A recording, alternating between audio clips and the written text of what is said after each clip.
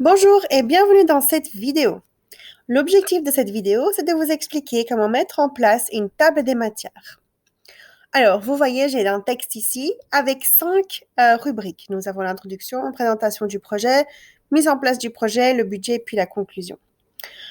Alors, la première chose que je dois faire si je veux établir une table des matières, c'est d'informer Google Docs que ceci est un titre. Alors, la première chose qu'il va falloir définir, c'est le style. Alors, juste ici sur cette barre de formatting, vous avez un style qui sera toujours normal à la base.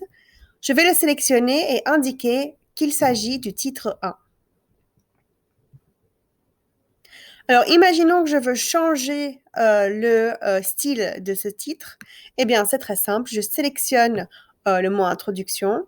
Je change donc la police. Hop, je change la taille.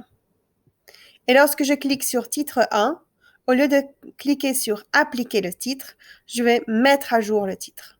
Voilà. Et maintenant, à partir de là, tous les autres titres, lorsque je vais sélectionner titre 1, auront la même mise en forme que l'introduction. Donc, je vais juste faire ça ici. Hop.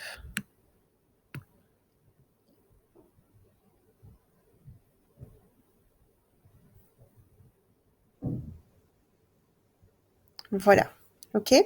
Maintenant que j'ai donc mis en place les différents titres, je vais pouvoir insérer donc ma table des matières.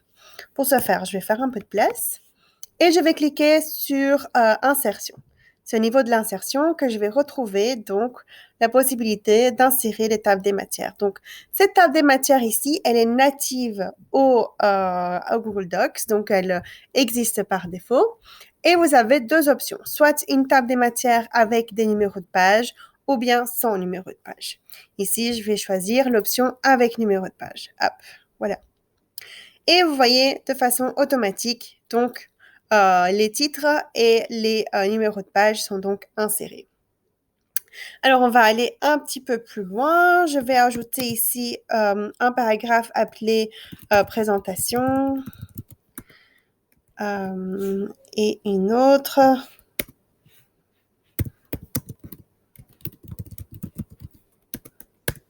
Voilà. Donc, je veux mentionner que ce sous-titre, c'est un titre 2.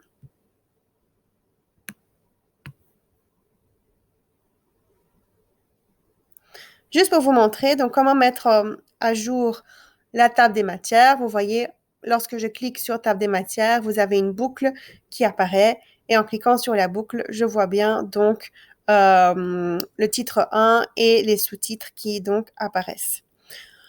Voilà. Alors, ceci est très bien lorsque vous avez un document qui n'est pas trop long. Cependant, si vous avez un document de 50 ou plus de pages, si vous souhaitez avoir une vue plus aisée du document, vous allez devoir revenir à chaque fois sur la première page du document pour retrouver la table des matières. Donc ça, c'est un peu embêtant, surtout lorsque vous avez plusieurs pages à faire défiler. Et c'est là qu'intervient donc le add-on table des matières. Vous pouvez le télécharger et c'est un add-on qui est complètement gratuit en venant ici au niveau de modules complémentaires et télécharger le module complémentaire. Ce qu'il va falloir taper, c'est Table of Content. Mais ça n'apparaît pas ici puisque je l'ai déjà téléchargé. Il suffira de cliquer dessus et puis le télécharger. Ça va se retrouver donc ici et je veux afficher donc le panneau latéral.